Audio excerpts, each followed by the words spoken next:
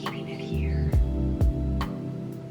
Okay, so when I worked at the hospital as a clinical dietitian, my meals were very structured. So I'd have my breakfast probably at work, and then I'd have a lunch break, and then I had a snack break. I knew when I was eating, and it kind of helped me stay on a flexible meal schedule. I know you guys hear me talk about this flexible meal schedule all the time. That's so important for reflux, to have an earlier dinner and kind of eat every 3 to 4 hours. But it was really easy for me when I was a clinical dietitian. And then when I started to work from home, when I started my business, and I was seeing clients all day and working on the business, my meal schedule just totally fell apart, and I couldn't figure out that even when I had ingredients for lunch, I wouldn't make them. I would just end up like snacking all day, just like grabbing a bar there, grabbing a handful of granola, handful of pretzels, and I would just graze the whole day. It took me probably, I don't know, a year into my business to realize I actually have to prep out my food even though I work from home. Even though I work from home, my days are so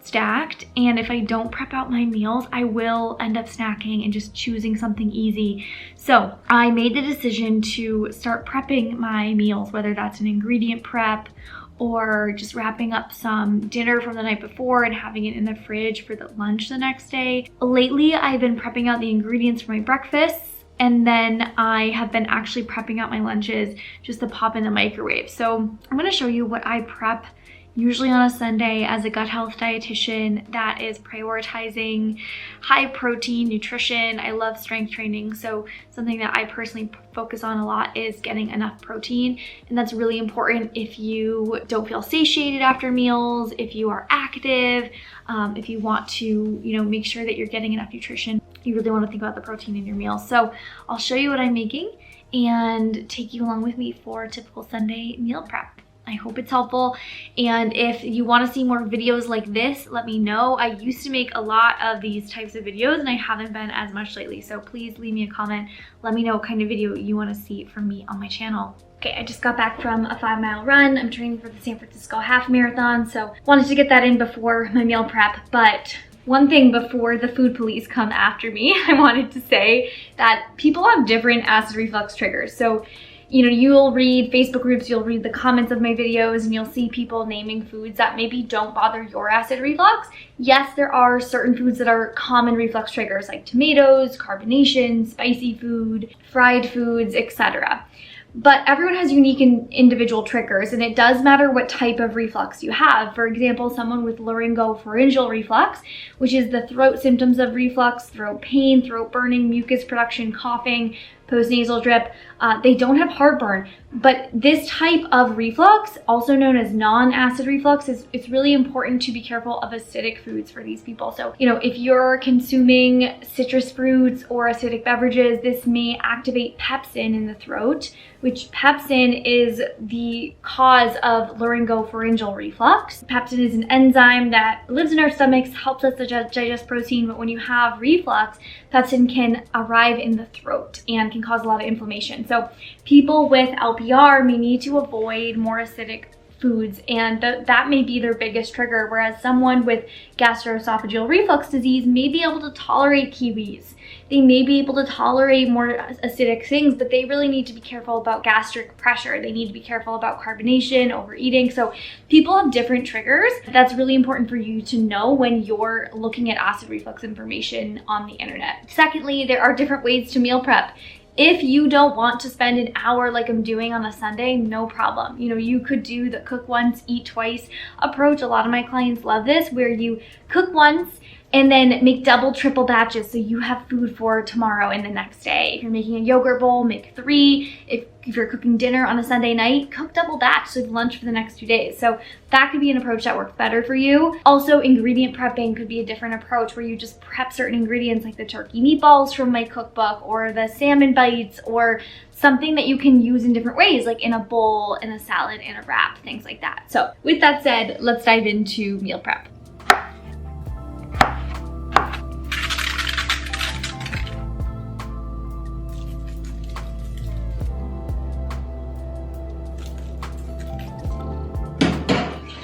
Before I meal prep, I always pour myself a fun drink. This is hibiscus iced tea. The acid police came after me when I posted about hibiscus tea being a reflux-friendly drink.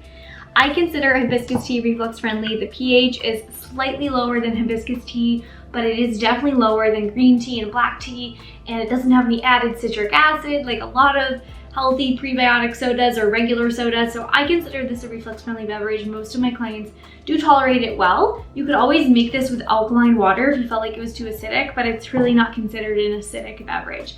It also has great polyphenols, which are antioxidants that help nourish your gut microbiome and uplift healthy bacteria. So before my meal prep, I always pour a fun drink and I put on some music or I put in a podcast so the time goes by quickly and I'm kind of multitasking, enjoying my meal prep. I linked both my tea infuser and the hibiscus tea on my Amazon store under reflux friendly drinks. I'll link that in the description.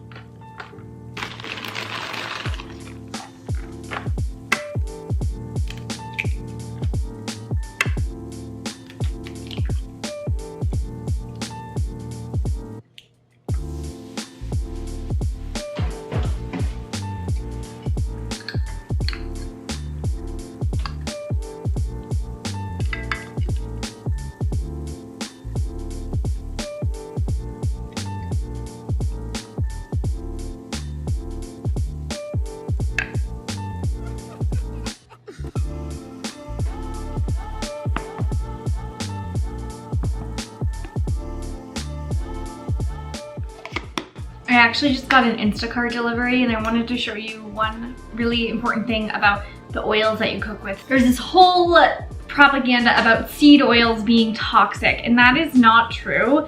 People think that seed oils are hyper processed and that they cause inflammation in the body, and of course anything in excess causes inflammation. Omega-6 fatty acids are an essential fatty acid, and seed oils have a high level of omega-6s. If you have a ton of omega-6s and no omega-3s in your diet, omega-3s found in fatty fish, walnuts, olive oil, things like that, you could be at risk for inflammation if you only have omega-6 fats, if you only have seed oils. So by incorporating fatty fish, walnuts, flax meal, olive oil, those things can give you omega-3s and help balance that out. I personally don't avoid seed oils, but I do cook with avocado oil because it has a high smoke point. So avocado oil has a 500-degree Fahrenheit smoke point, which means the lipids do not get oxidized until they reach 500 degrees. So if you're roasting, sauteing, grilling, you always want to use avocado oil or a different oil that has a higher smoke point, but this is a great oil that is rich in unsaturated fats, that has a high smoke point. So you can use olive oil in your dressings and finishing oils. I just recommend using avocado oil to cook so that your lipids don't get oxidized, because oxidized lipids are inflammatory. One thing you can say to people when they're telling you seed oils are bad for you, ask them which oil has the most omega-3 fatty acids. Because omega-3, remember, is the anti-inflammatory fatty acid. Ask them and they'll probably say olive oil. Actually, it's canola oil. Canola oil has more omega-3s than olive oil. So fastest way to tell if someone can read research or not, ask them about seed oils.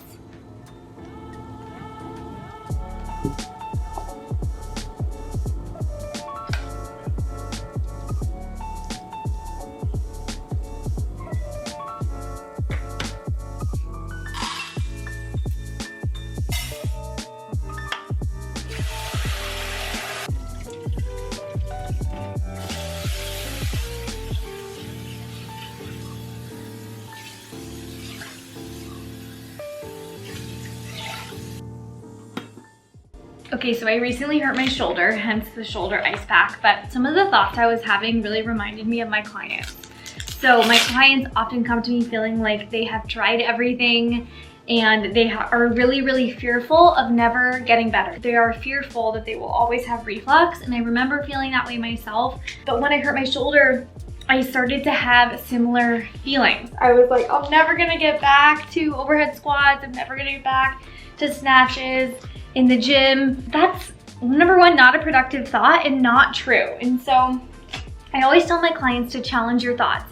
If you have a thought, ask yourself, is this helpful or is this true? When you are dealing with reflux, you have to think of it as an injury. So you have to think of it as, okay, right now I have some inflammation, I have some irritation. I have to do everything I can to bring down that inflammation.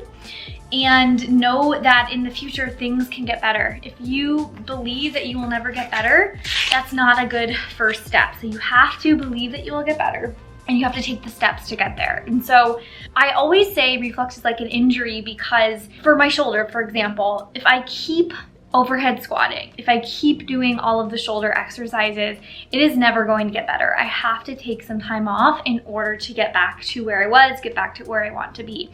With reflux, it's similar. So pausing the reflux triggers and taking care of your health, you know, avoiding alcohol, caffeine, eating earlier, all of the things we talk about on this channel, those are ways to cut the inflammation and stop refluxing so that tissue has a chance to heal. It doesn't mean that you won't be able to have any coffee for the rest of your life. It just means that right now we need to take a break from those things so that the tissue can heal. And so this is what I like to remind my clients when they're like feeling like they might never get better and really are struggling with the food restriction piece, because it is hard. It's hard to remove all the triggers.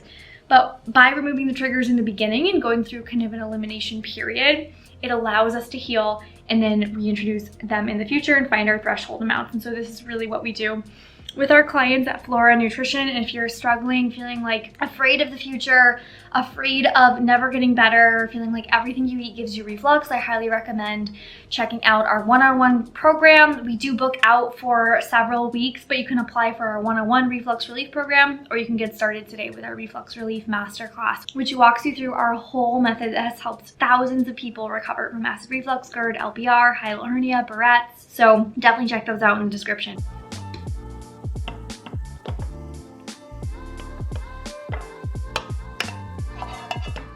So my zucchini and my egg bites are ready to go for the week. I keep my egg bites in these little containers, and then I just throw them in a bowl with some of the veggies. And I'll either have it with like a piece of toast, whole grain toast, or I'll have it with crackers. I usually roast purple sweet potato, but I forgot to buy that this week. Usually when I'm roasting my zucchini, I'll add some purple sweet potatoes, and then that's a complete breakfast because I have my veggie, my protein, and my carbohydrate. But I'll just throw some toast in there, and it's a really simple, easy breakfast for me. I like to keep these separated so I remember to do it in the morning. Now I'm going to prep some tofu for my lunches for the week. That will just be a super easy protein. I do eat animal protein, but I also love mixing in plant protein because it's affordable, really easy, convenient protein source.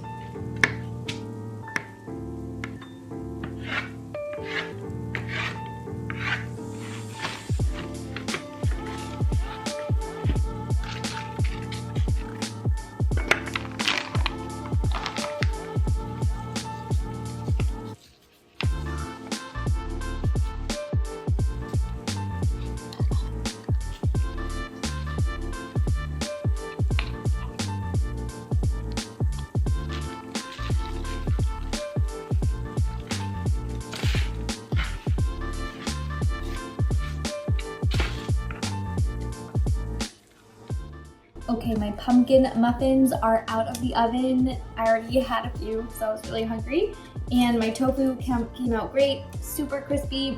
I'm going to have this for a protein with lunch. It was super easy to make. All of this took me probably about an hour and a half, but I was also kind of filming throughout, so it might not take you as long. This tofu recipe is super simple. I know a lot of people also use tapioca or cornstarch when they're making their tofu to make it crispier. I just didn't have those ingredients, so something you could try at home.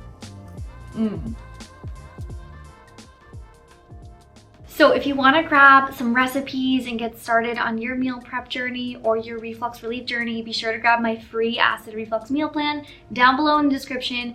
And before you go, I bet that a lot of you are struggling with nighttime reflux, because so many of my clients come to me and their reflux gets worse throughout the day and they're refluxing during the night. And that was true for me. I used to wake up with throat pain, nausea, heartburn, and even sometimes regurgitation in the night. And it was so terrible. I don't want that to be you. So hit this video and learn how to stop nighttime reflux in your own life, and I hope it's helpful for you. Be sure to subscribe, join this community. If you're struggling with any sort of gut health issue or reflux issue, you're in the right place. So be sure to subscribe down below, and I'll see you in the next video.